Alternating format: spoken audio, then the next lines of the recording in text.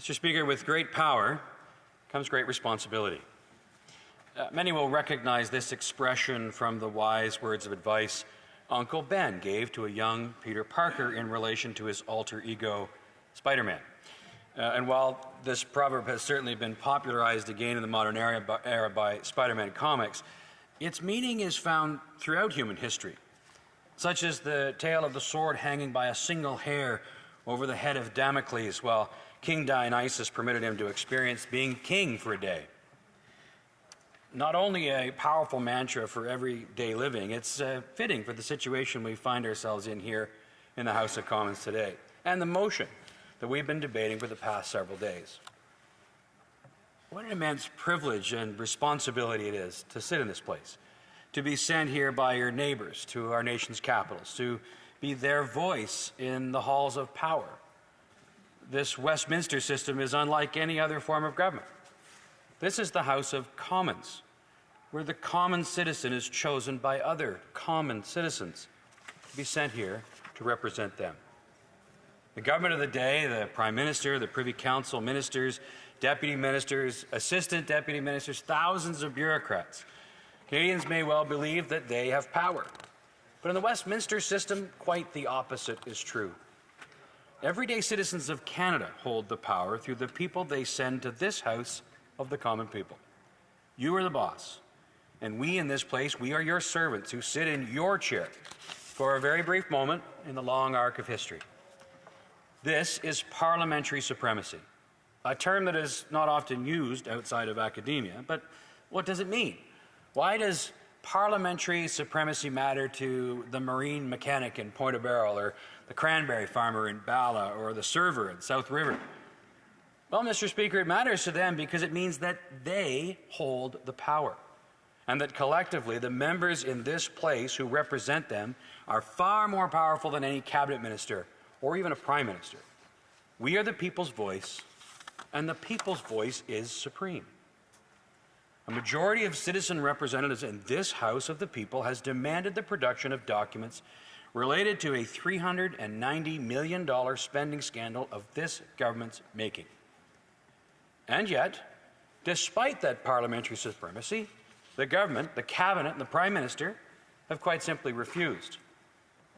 Speaker, this is not even the first time this Liberal government has ignored an order from the people's representatives to produce documents. Canadians may well remember the Winnipeg lab document scandal. Parliament ordered documents released pertaining to Canada's top infectious disease laboratory, where two scientists were intentionally working to benefit the Chinese Communist regime. The government fought to keep those documents hidden from the people, ignoring orders and even taking the former Speaker of this very House to court to hide the truth, not just from us in this House of Commons, but from all Canadians. Now, there can be no dispute that oftentimes in this place we exchange partisan jabs in question period. It could be a very raucous affair with heckling and plenty of theatrics. But in certain circumstances, there comes a matter so fundamental to the functioning of this House, a matter so fundamental to the rights of Canadians, those citizens who sent us here to speak for them, that we must hit the pause on the regular business of this place to protect the very purpose of this place and the rights of the Canadians who sent us here.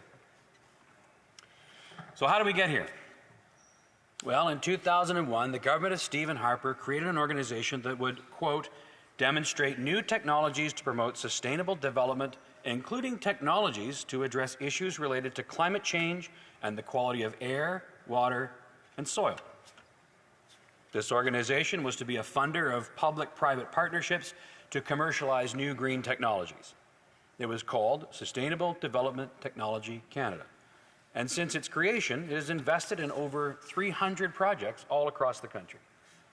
A great idea that worked very well. That is, until this current Liberal government was elected.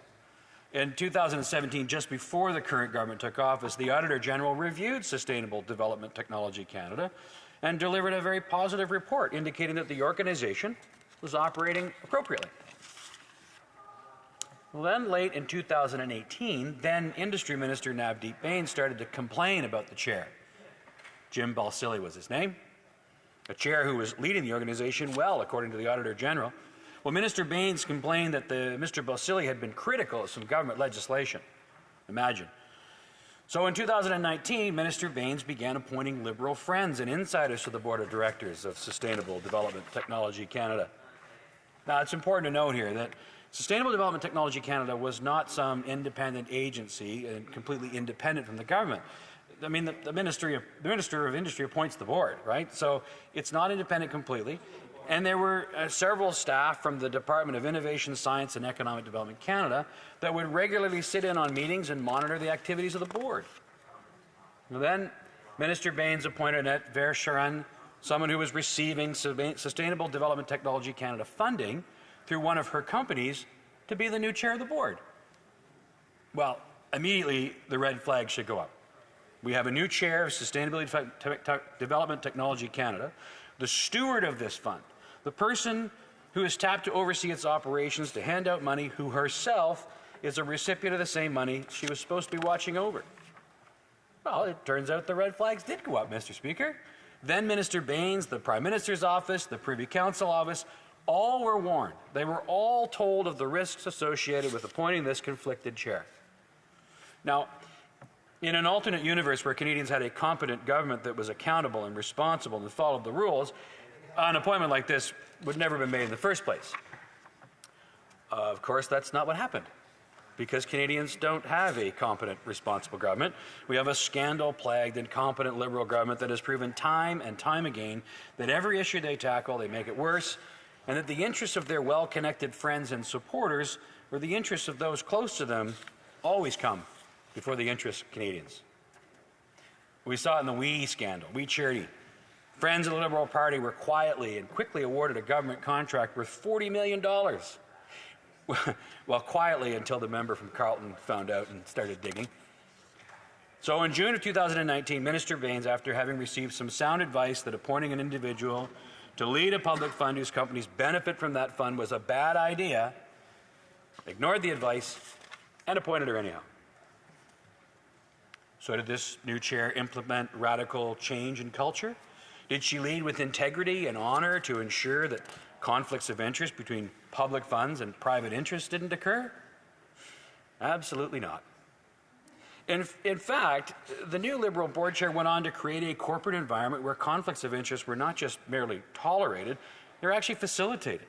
Other members of the board went on to award public money, Canadians' money, to companies in which board members held stock or leadership positions. Now, I think it's important for everyone to understand what conflict of interest means. The Oxford Dictionary describes it this way.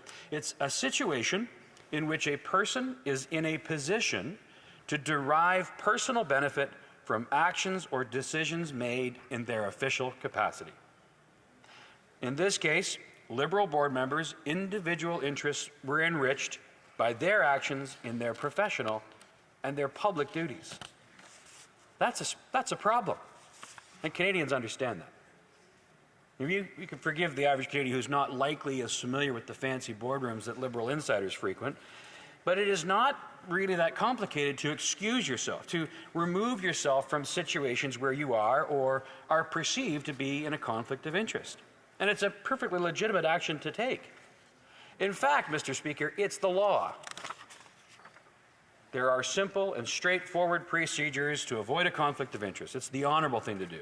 It is an act of integrity, of being faithful to your public role and your solemn responsibility to the citizens of this country, whose money you are spending and whose trust you must strive to earn every single day. But the Liberal insiders on the Sustainable Development Technology Canada board didn't care about that public trust. They didn't care about honor or integrity. Even more galling, Mr. Speaker, is that these dishonorable Liberals did it all out in the open. So arrogant and pleased with their self-enrichment at the expense of the Canadian taxpayer, they didn't even try to hide their corruption. Officials from Innovation, Science and Economic Development Canada witnessed 186 conflicts at the board, but were apparently powerless to do anything about it. Well, that is until November of 2022, when heroic whistleblowers raised their concerns about the goings-on at Sustainable Development Technology Canada with the Auditor General. What did those whistleblowers say when they appeared at a parliamentary committee? One quote, I don't think the goal and mandate of the Auditor General's office is to actually look into criminality. I'm not surprised by the fact that they haven't found anything criminal because they're not looking at intent. If their investigation was focused on intent, of course, they would find the criminality. They went on to say, I know the federal government, like the minister, has continued saying that there was no criminal intent and nothing was found. But I think that the committee would agree that they're not to be trusted on this situation. I would happily agree to whatever the findings are by the RCMP, but I would say that I wouldn't trust that there isn't any criminality unless the RCMP is given full authority to investigate. The whistleblowers went further at committee, saying, again, if you bring in the RCMP and they do their investigation and they find something or they don't, I think the public would be happy with that. But I don't think we should leave it to the current federal government or the ruling party to make these decisions. Let the public see what's there. And just as I was always confident that the Auditor General would confirm the financial mismanagement at Sustainability Development Technologies Canada, I remain equally confident that the RCMP will substantiate the criminal activities that occurred within the organization. And finally, I think that the current government is more interested in protecting themselves and protecting the situation being a public nightmare, and they would rather protect wrongdoers and financial mismanagement than have to deal with a situation like this SDTC and the public. Je m'excuse auprès de l'honorable député. Apologies. The honourable member for Saint-Hyacinthe-Bagotte is rising on a point of order. Mr. Speaker, there's this strange background noise. I keep hearing a sort of rushing noise. And I am a parliamentarian. I would like to hear the speech. I'd like to thank the member. I did not hear that noise. I would call on all colleagues to remain quiet and listen to the member speaking instead of having discussions on the floor of the House. The honourable member for Parry Sound Muskoka has 8 minutes 30 seconds remaining. Of Canada launched a thorough investigation that revealed widespread conflicts of interest, corruption, and abuse of Canadians' hard-earned dollars at Sustainable Development Technology Canada. On June 10th of this year, this House, by a vote of 171 to 50, that's a majority, the members adopted a motion calling for the production of documents from Sustainability Development Technology Canada to be turned over to the RCMP. Well, how did the government respond to an order from the people's voice? Well, departments either outright refused to comply or heavily redacted and blacked out relevant documents that the people demanded. There was nothing in the people's order to allow for any redactions. The people have demanded the truth, and they want the RCMP to be able to investigate the misuse and abuse of their dollars. It's been the talk of the Ottawa bubble these days, the Constitution Act, the Parliament Act, the Parliament of Canada Act, or parliamentary privilege, the privilege of this House. Imagine that, as we sit in these hallowed chambers surrounded by deferential security guards, that we could be debating our privileges as members. There are Canadians out there who are hungry, Canadians worried about how they're going to pay to heat their homes as the winter sets in. But our privileges have been breached. But really, it's not our privilege, it's the right of Canadians to know what their own government is up to. Our fathers of Confederation gave that power to the people, to their representatives who sit in this place. It's not because I'm a member of Parliament that I believe I have the privilege to access these documents. It's because the people who we all represent, they have that right. And yes, they have tasked us in this House. And as a House, we have a powerful ability to exercise that right.